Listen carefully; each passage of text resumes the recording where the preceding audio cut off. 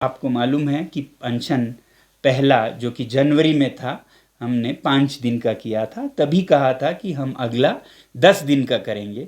मेरा ये अंदाज़ा था कि हर सीज़न में, वो सर्दियों का था तो अभी वसंत ऋतु में अप्रैल में हम दूसरा करने वाले थे।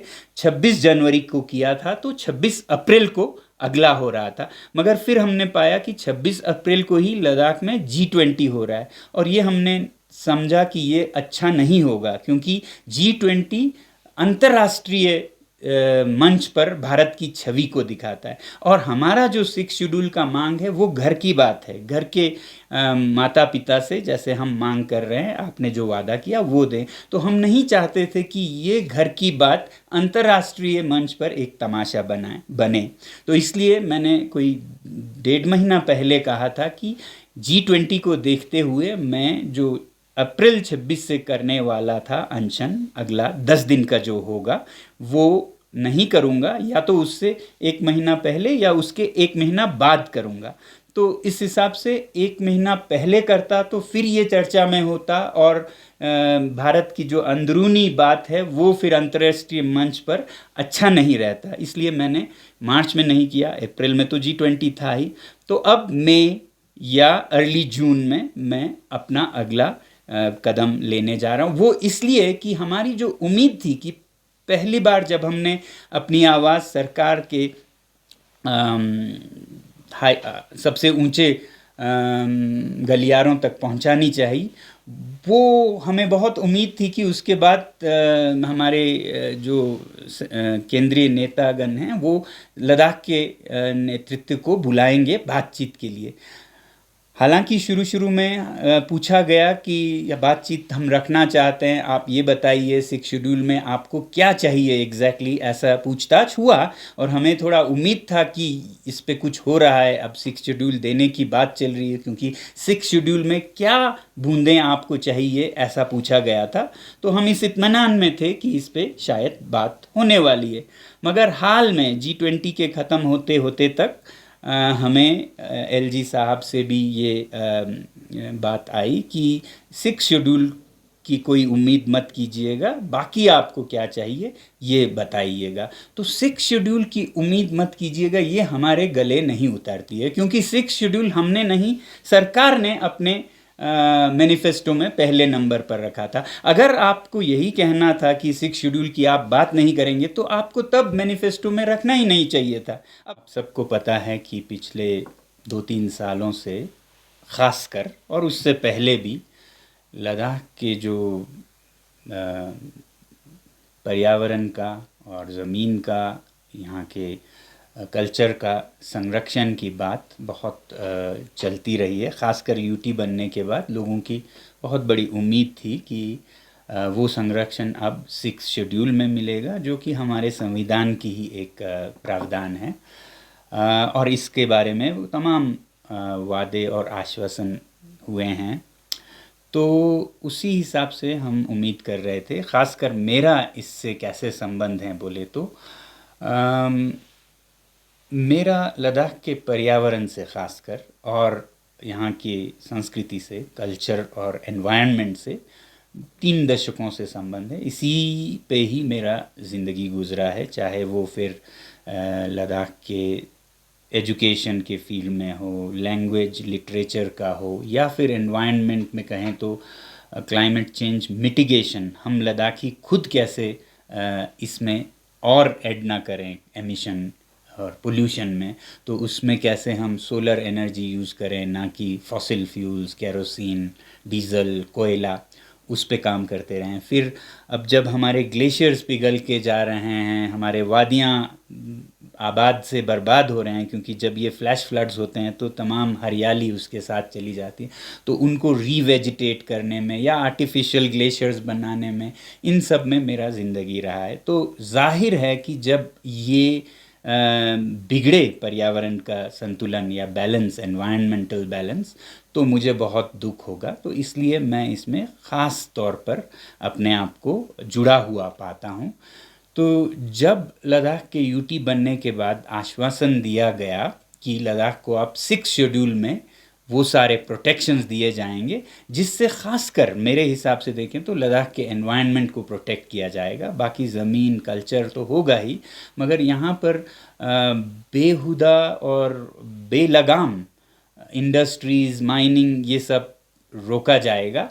ऐसा नहीं है कि कुछ भी नहीं होगा, तिजारत या कारोबार या बिजनेस होगा, मगर लोकल पब्लिक रिप्रेजेंटेटिव्स के कंसल्टेशन से होगा। ये है सिक्स शेड्यूल। सिक्स शेड्यूल किसी को बंद नहीं करता है। सिक्स शेड्यूल लोकल लोगों को वो आवाज़ और ज़ुबान देता है कि वो उनके मंशा अनुसार तरक्की हो, विकास हो। तो ये मुझे बहुत एक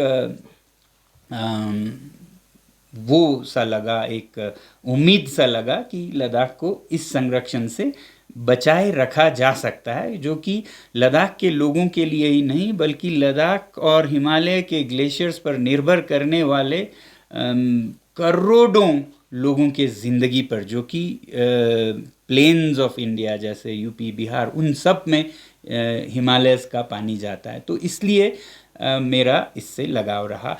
फिर इन आश्वासनों के बाद हमने ये देखा कि जब इलेक्शंस हुए तो इसी मुद्दे को रूलिंग पार्टी ने खासकर इलेक्शन में पहला अपना मुद्दा बनाया, पहला अपना मैनिफेस्टो का एजेंडा बनाया। तो और भी हमें खुशी हुई, और इसी बात के वजह से मेरे ख्याल से, मैं तो अपना बोल सकता हूँ, हम सब ने वोट दिया इस पार्टी को कि वो सिक्स शेड्यूल लाने वाले हैं और लद्दाख को संरक्षित करने वाले हैं। तो एक तरह से मैनिफेस्टो में नंबर 1 पॉइंट होना ये एक वादा था लोगों से कि हम आपको संरक्षित करेंगे सिक्स शेड्यूल में, आप हमें सरकार बनाने का मौका दीजिए। तो लोगों ने अपना वादा पूरा किया, अब सरकार की बारी है कि वो अपना वादा पूरा करें। तो इसका मुझे बेचैनी से, बेताबी से इंतज़ार है कि सारे लद्दाख को, कि वो अपना वो वादा पूरा करें। क्योंकि अगर मैनिफेस्टो में कुछ बात रख दें और इलेक्शन जीतने के बाद उस पर कोई गौर ना करे, तो लोगों का डेमोक्रेसी से यकीन ही उड़ जाएगा। क्योंकि कुछ भी आप कह तो सकते हैं, मगर लिख के देने के बाद, नंबर 1 एजेंडा होने के बाद भी अगर फिर सिक्स शेड्यूल पर बात करना ही जुर्म हो जाए, इस पर आप बात नहीं कर पाएंगे, और फॉर्मली या इनफॉर्मली आपको हैरेस किया जाए कि आप सिक्स शेड्यूल क्यों मांग कर रहे हैं, क्योंकि हम कोई बाहर के किसी और देश के कॉन्स्टिट्यूशन का तो मांग नहीं रहे हैं। इंडियन कॉन्स्टिट्यूशन में जो ट्राइबल रीजन्स हैं उनके लिए रखा हुआ एक प्राविधान मांग कर रहे हैं, वो भी जिसका वादा भी किया आपने। तो ये बहुत ही जायज़ मांग है मेरे ख्याल से, और अगर ये वादा नहीं पूरा किया जाता है तो इससे न सिर्फ लद्दाख के लोगों का विश्वास टूट जाएगा हमारे सरकार से, बल्कि पूरे भारत का। जहाँ की आपको मालूम है इलेक्शंस होने वाले हैं नेशनल, तो सबको ये लगेगा कि कोई भी बात मैनिफेस्टो में रख दें और उसके बाद हम हाथ धो सकते हैं, सरकार हाथ धो सकती है और लोग कुछ भी नहीं कर सकते हैं।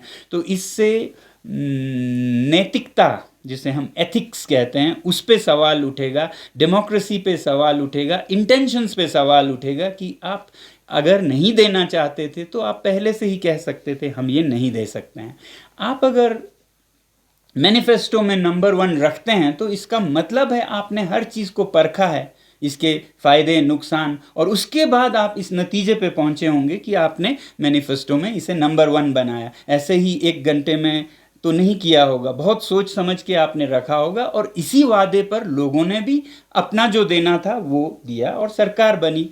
तो इसलिए हमारा एक जिम्मेदारी बनता है एक अच्छे शहरी के तौर पर कि हम अगर सरकार से कोई भूल चूक हो गई, कोई मिसअंडरस्टैंडिंग हो गई, तो उनको याद दिलाएं कि देखिए आपने ऐसा वादा किया था, ये न सिर्फ हमें ज़रूरत है बल्कि आपका वादा भी है, तो इसे पूरा कीजिए, वरना एनवायरनमेंट और कल्चर और लैंड तो इसमें उसका नुकसान तो होगा ही लद्दाख के अंदर, बल्कि पूरे देश का, हमारे जो लोकतंत्र है उस पे विश्वास उठेगा। तो ऐसे गलत, क्या कहूँगा मैं, नींव, गलत फाउंडेशंस रखने से देश को बचाने के लिए और लद्दाख के पर्यावरण को बचाने के लिए, एक तरफ लद्दाख के पर्यावरण और संस्कृति और ज़मीन सबको बचाने के लिए, दूसरी तरफ लोकतंत्र को बचाने के लिए, मोरालिटी एथिक्स को बचाने के लिए मैं एक अपना जिम्मेदारी समझता हूँ कि हम अपनी आवाज़ सरकार तक पहुँचा सकें। तो इसलिए आपको मालूम है कि अनशन पहला जो कि जनवरी में था, हमने 5 दिन का किया था। तभी कहा था कि हम अगला 10 दिन का करेंगे। मेरा ये अंदाज़ा था कि हर सीज़न में, वो सर्दियों का था तो अभी वसंत ऋतु में अप्रैल में हम दूसरा करने वाले थे।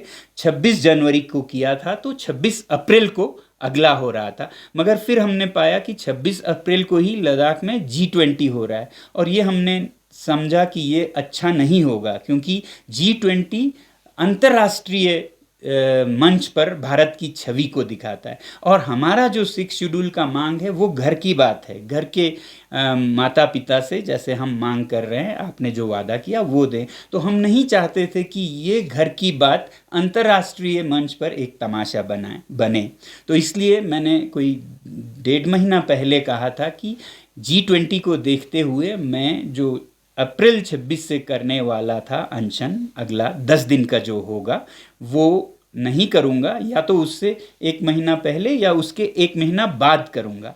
तो इस हिसाब से 1 महीना पहले करता तो फिर ये चर्चा में होता और भारत की जो अंदरूनी बात है वो फिर अंतर्राष्ट्रीय मंच पर अच्छा नहीं रहता। इसलिए मैंने मार्च में नहीं किया, अप्रैल में तो G20 था ही।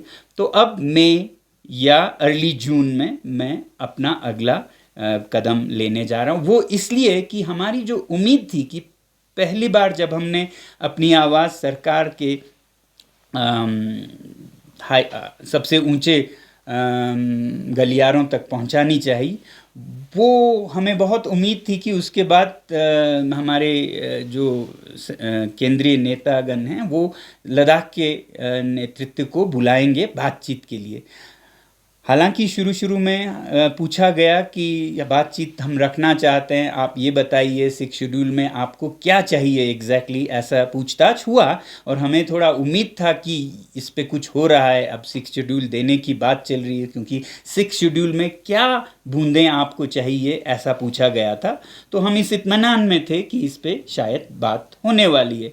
मगर हाल में G20 के ख़त्म होते होते तक हमें LG साहब से भी ये बात आई कि 6 शेड्यूल की कोई उम्मीद मत कीजिएगा, बाकी आपको क्या चाहिए ये बताइएगा। तो 6 शेड्यूल की उम्मीद मत कीजिएगा ये हमारे गले नहीं उतरती है, क्योंकि 6 शेड्यूल हमने नहीं, सरकार ने अपने मैनिफेस्टो में पहले नंबर पर रखा था। अगर आपको यही कहना था कि 6 शेड्यूल की आप बात नहीं करेंगे तो आपको तब मैनिफेस्टो में रखना ही नहीं चाहिए था। अब रखा है तो फिर कैसे, जो वादे से मुकर जाए उनकी छवि अच्छी नहीं होती है। वो तो राष्ट्रीय तौर पर भी अच्छा नहीं होगा, आपके मतदाताओं में भी अच्छा नहीं होगा, बल्कि अंतर्राष्ट्रीय तौर पर भी इससे भारत की छवि गिरेगी, क्योंकि लद्दाख एक काफ़ी अंतर्राष्ट्रीय जगह है जिस पे दुनिया की नज़र है। अगर वो देखते हैं कि लद्दाख जैसे इलाके में लोग अपने पर्यावरण की संरक्षण की बात कर रहे हैं, सरकार एक वादा करके उस पे पैर पीछे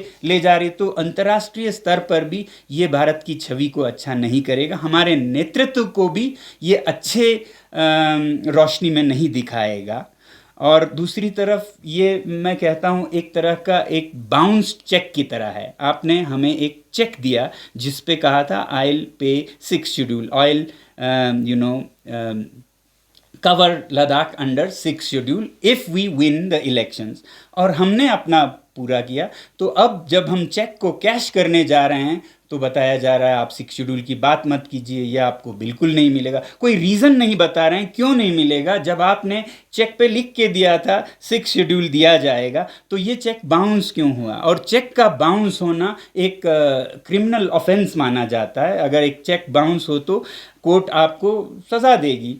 तो एक तरह से देखा जाए तो ये एक लीगली इशू बनता है सरकार के खिलाफ। हालांकि हम नहीं चाहते हैं कि कोर्ट कचहरियों में लद्दाख के देशभक्त लोग अपने इस मुद्दे को उस तरह से लेना उन्हें पड़े। हमें अभी भी उम्मीद है कि जो भी मिसअंडरस्टैंडिंग्स हैं वो दूर हो जाएंगे और सरकार अपने वादे को पूरा करेगी। ये चेक जो है इन कैश होगा, ना कि डिफ़ॉल्ट होगा। और इसी उम्मीद के साथ हम, अगर हमारी आवाज़ की ज़रूरत हो उन्हें ये बताने के लिए कि ये वादा ना टूटे, तो ये अनशन मैं अगले, डेट अभी फिक्स नहीं है, मई के एंड या जून के बिगिनिंग में, पिछले वाला अगर सर्दियों में हुआ तो ये लगभग गर्मियाँ हो रही है क्योंकि G20 का बीच में वो था। 10 दिन का हम अनशन करेंगे। और वैसे ही एपेक्स बॉडी और KDA ने पहले ही कहा है कि वो इंटेंसिफाई करेंगे इस आंदोलन को। तो ये तो डेमोक्रेसी में सबसे बड़ी बात है। एक फ़ख्र से किसी देश को कह सकते हैं कि यहाँ पर लोग अपनी आवाज़ उठा सकते हैं, क्योंकि यहाँ पर लोकतंत्र है। तो लोकतंत्र में और कुछ ना भी हो तो आवाज़ उठाने की हमें अधिकार है, और शांति से आवाज़ उठाने की। वैसा ही हम किसी और पे कोई जुल्म ज़बरदस्ती या किसी और की जान लेंगे ऐसा नहीं कह रहे हैं। हम खुद पे तकलीफ़ उठाएंगे ताकि उन्हें हमारी दुख दर्द समझने में आसानी हो सरकार को।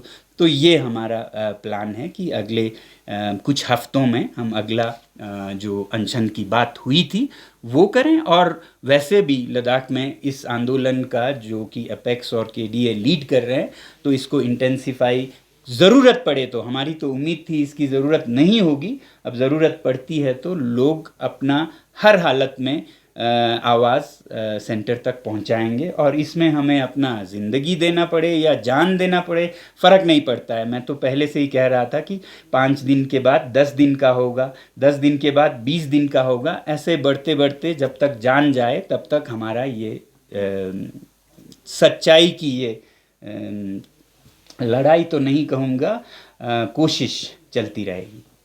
सर, आपने बहुत बड़ी बात कही है कि जान भी जाए तब तक जो है आप 6 शेड्यूल या यहाँ के सेफ गार्ड के लिए लड़ते रहेंगे। और एपेक्स बॉडी के ओर से भी जो प्रेसिडेंट है उन्होंने आपको एक प्रपोजल किया था कि आप भी एपेक्स बॉडी ज्वाइन कर ले ताकि इस मूवमेंट को आगे और स्ट्रांगली ले जा सके। तो आपका उस पर क्या मानना है? जहाँ तक मुझे मालूम हो, उन्होंने जब टॉक्स हों तो उसमें एपेक्स के साथ शामिल होने को कहा था, जिसकी कि मैं समझता हूँ अगर ज़रूरत हो तो मुझे ऐसा करना चाहिए। बाकी जो ये आंदोलन है हम सब का इसी के लिए है, चाहे एपेक्स हो या KDA हो, लद्दाख की संरक्षण के लिए। तो हम में से हर एक को इसके साथ जुड़ना चाहिए जहाँ जिसकी इसकी ज़रूरत हो। सामान्यतः एपेक्स में बहुत अच्छे नेता हैं, नेतृत्व है, मुझे नहीं लगता मेरी ज़रूरत होगी, मगर कहीं वकालत करने के लिए, कहीं किसी टॉक्स के लिए ज़रूरत हो तो मैं हमेशा हाजिर हूँ, जहाँ भी। मतलब अब लद्दाख अगर बिगड़ जाए, बिखर जाए, इसका कुछ बचा ना रहे स्पिरिट और सेंस, तो वो दिन देखने से पहले तो हमें जो भी करना पड़े हमें करनी चाहिए। और हम एक लोकतंत्र में हैं जहाँ पर आवाज़ उठाना सिर्फ मुमकिन ही नहीं, एक फ़र्ज़ है। तो ये ना उठाएं तो हम एक अच्छे शहरी नहीं होंगे। जी सर, फिर जिस तरह से हज़ारों की तादाद में जनवरी में जब आपका अनशन ख़त्म हुआ था, काफ़ी लोग जुड़े थे और हिस्टोरिक पोलो ग्राउंड पे इतना बड़ा क्राउड जो है पहले नहीं दिखा गया था और सभी मानते हैं इस चीज़ को। तब भी क्या लगता है कि आवाज़ सेंटर तक नहीं पहुंच रही है? क्योंकि अभी तक जो है एक इस पे टॉक जो है अभी तक उन्होंने यहाँ से डेलीगेट्स को नहीं बुलाया, या एपेक्स हो, KDA हो, उनको अभी भी बुलावा नहीं आया। तो आप क्या समझते हैं इस पे, क्या इग्नोर हो रहे हैं आप लोग? जी, मैं समझ नहीं पा रहा हूँ कि क्यों अब इतनी ज़ोर से आवाज़ उठी और फिर भी अगर हरकत ना हो तो ये बदकिस्मती है। क्योंकि बहुत बार ऐसी आवाज़ों को शुरू में ही अगर हम ध्यान ना दें, हल ना करें, तो ये बहुत बड़े मुद्दे बन जाते हैं, जो कि बहुत बदकिस्मती होगी। क्योंकि लद्दाख में इतने शांति और देशभक्ति से लोग यहाँ के एक तरह के सिपाही बने हुए हैं। लद्दाख के लोग सिर्फ शहरी नहीं बल्कि भारत के सिपाही भी हैं, और उनका मोराल ऊंचा रहना ये भारत के लिए बहुत ज़रूरी है। तो जैसा आप देख रहे हैं, चाहे वो पोलो ग्राउंड था या अलग अलग मौक़ों पर, लोगों का जो दिल की बात है या उनकी मंशा है वो किस कदर उस पर ठेस पहुंच रही है। तो ये मैं नहीं समझूंगा कोई भी समझदार सरकार ऐसा करना चाहेगी। ये हो सकता है कि अगर हम नहीं दें तो वो चुप हो जाएं तो फिर बात ख़त्म हो जाएगी, ऐसा कैलकुलेशन हो उनका, मगर वो बहुत गलत कैलकुलेशन होगा, क्योंकि लद्दाख में कोई चुप रहने वाला नहीं है। क्योंकि ये सिर्फ लद्दाख के लोगों के अधिकारों का हनन नहीं होगा, बल्कि ये एक लोकतंत्र के सिद्धांत के खिलाफ होगा कि आप कुछ भी लिख दीजिए और फिर जीत जाने के बाद उसको भूल जाइए, ये चलता है। ये एक उदाहरण बन जाएगा बाकी सारे स्टेट्स में, देश में, कि वादे तो जो भी कीजिए लिखित में कीजिए, मैनिफेस्टो में लिख के दीजिए, सब चलेगा, जीतने के बाद आपको कोई जिम्मेदारी नहीं है उन वादों को पूरा करने की। तो ये इस गलत उदाहरण को साबित होने से हमें बचाना होगा। मेरे ख्याल से हम नहीं चाहते हैं, मगर ऑनरेबल कोर्ट के साथ अगर हम अपील करते हैं तो कोर्ट भी इसको कॉग्निसेंस लेगी कि इससे कैसा एनवायरनमेंट बनेगा देश में, कि सब लोग झूठ बोलेंगे, कुछ भी बोल देंगे और वोट ले लेंगे, और उसके बाद फिर उस पर बात करने से मना कर देंगे, जेल डाल देंगे। तो ये हमारी जिम्मेदारी है कि हम ऐसे कल्चर को बनने ना दें। अगर ऐसा हो रहा है तो हम ज़ोरदार आवाज़ में बताएं कि हम ऐसा नहीं होने देंगे, ताकि न सिर्फ लद्दाख का, बाकी देश में भी एक उदाहरण बने कि उन्होंने एक जगह पे ऐसे वादे किए और उसे मुकर गए, और लोगों ने इस तरह से उसका डट के मुकाबला किया और फिर सरकार को मानना पड़ा। तो आने वाले दशकों में, पीढ़ियों में भी जो हमारे लोकतंत्र के नेता हैं या अलग अलग पार्टी हैं, वो सब भी ऐसा ना करें। इसके लिए ज़रूरत है कि हम सही उदाहरण सिद्ध करें अभी से। जी सर, यहाँ के लोकल, जैसे एलएसडीसी की हम बात करें, वो लोकल ही हैं पर वो पार्टी से जुड़े हैं, तो कभी आपकी उनके साथ मुलाकात हुई, इस बारे में बात हुई, तो उनका 6 शेड्यूल पे कैसा राय रहा? मेरा ऐसा व्यक्तिगत ख़ास तो नहीं, मगर अलग अलग फोरम्स में मैंने ये देखा है कि वो 6 शेड्यूल को जितना हो सके अवॉइड करते हैं। वो मुझे समझ नहीं आता है, क्योंकि आप ही लोगों ने लिखा था मैनिफेस्टो में, उसके बाद आपके ही पैर पीछे हटें तो फिर आप पे विश्वास कौन करेगा? अच्छा होता आपने तब नहीं लिखा होता और जिन मुद्दों को रखा उसी पे जीतते, तो बराबर का विश्वास बना रहता। अब अगर आपने वादा किया है तो फिर निभाना होगा। दुनिया में ये कोर्ट कचहरी, ये ओम्बड्समैन, ये पंचायत, ये धर्म के गुरु, ये सब दुनिया में क्यों हैं? ताकि इंसाफ को आगे बढ़ने दिया जाए, ना इंसाफी को रोका जाए। तो आप ही बताइए, ये नाइंसाफ़ी नहीं है कि आपको एक वादा किया जाए और उसके बाद आपको वादा याद दिलाने पर भी जुर्म या मुजरिम बना दिया जाए? तो मेरे ख्याल से कोई भी समझदार प्लेटफॉर्म, कोर्ट हो या कोई दानिशमंद लोग हों या नेता हों, मुझे अभी भी उम्मीद है कि अगर सबसे ऊपर के नेतृत्व से भारत के हम अगर सीधा बात रखते हैं तो उन्हें समझ आएगा कि हमने ये क्या गलती की, और जिसके वजह से हमें आगे भी शर्मिंदा होना पड़ेगा, सर झुकाना पड़ेगा। तो ये तो जी।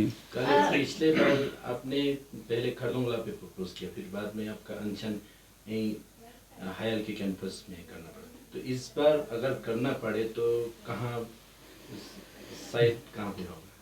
कोई ऐसा अभी तक मैंने नहीं सोचा है जगह कहाँ हो, मगर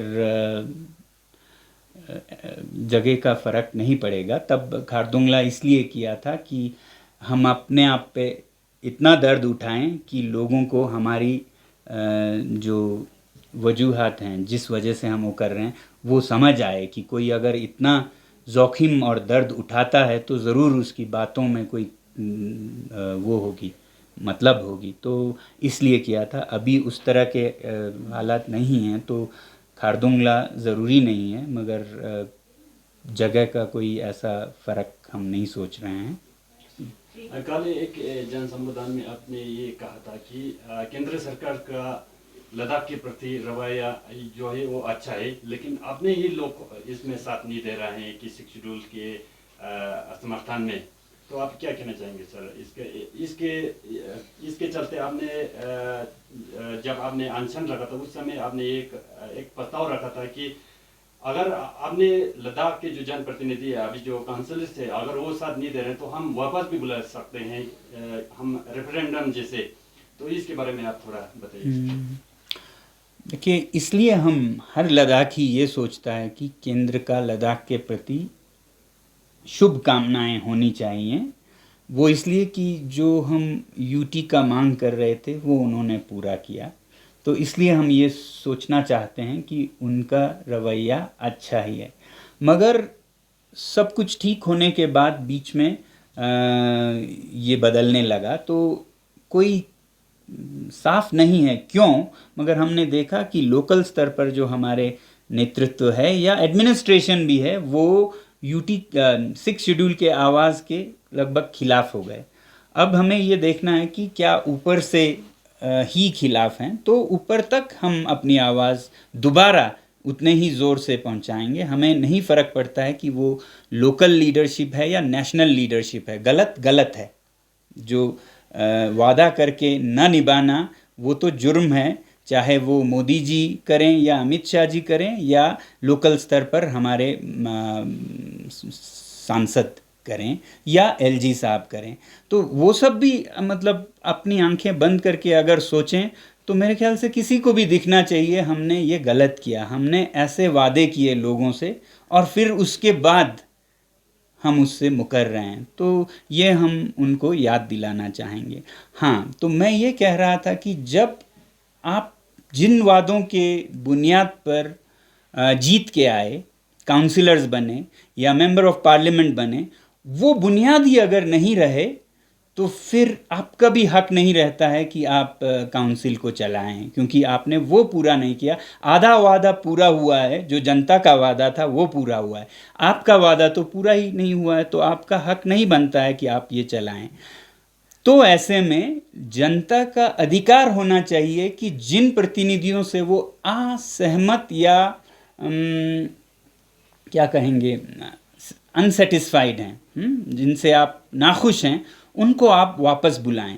ये राइट टू रिकॉल अंतर्राष्ट्रीय स्तर पर बहुत देशों में है। राइट टू रिकॉल, आप अपने मेंबर्स को जिनको आपने इलेक्ट किया, अगर वो आपके वादे नहीं पूरा करते, काम आपका नहीं कर रहे हैं, तो जिस तरह से आपने चुना उसी तरह आप उनको ना चुनें, उल्टा वापस बुलाएं।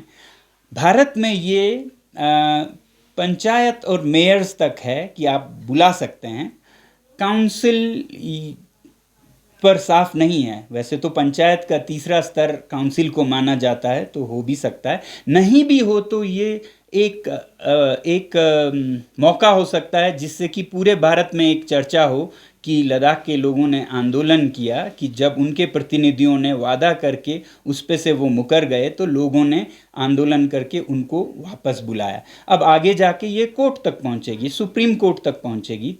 अगर ऐसा करते हैं तो प्रावधान नहीं है, मगर लोग अपनी तरफ से एक मुकदमा कर सकते हैं जिसमें कि वो ये कहें कि अगर कोई राजनेता या राजनीतिक दल ऐसे वादे करें और फिर उसके बाद वो पूरा मुकर जाएं, तो ऐसे में हमें प्रतिनिधि को वापस बुलाने का भी अधिकार होना चाहिए।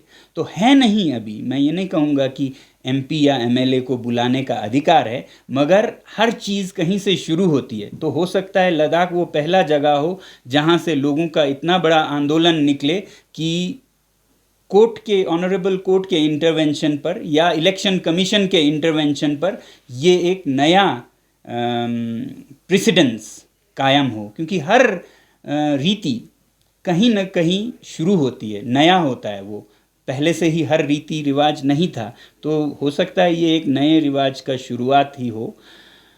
मगर फिर मैं उम्मीद करता हूँ कि इस हद तक हमें जाने की ज़रूरत ना हो, ना ही हमें सांसद को बुलाने की ज़रूरत पड़े, काउंसिलर्स को बुलाने की ज़रूरत पड़े, या सुप्रीम कोर्ट में हमें रिड्रेसल या मदद मांगने की ज़रूरत पड़े कि आप ऐसे हालत में किसका पक्ष लेंगे, जिन्होंने वादा तोड़ा उनका या जो मजलूम हैं, जो विक्टिम्स हैं, उनका आप साथ देंगे। हमें उम्मीद है कोर्ट इंसाफ को देखेगी, कौन नाइंसाफ़ी कर रहा है। लद्दाख की जनता ने तो कुछ भी नाइंसाफ़ी नहीं की, उन्होंने सिर्फ ये किया कि वादे पर भरोसा किया, अगर वादे पे भरोसा करना जुर्म है तो फिर इसके बाद सब लोग, कोई भी इस देश में वादों पर भरोसा नहीं करेगा। तो ऐसा देश क्या हम भारत को बनाना चाहते हैं, ये एक बड़ा सवाल है।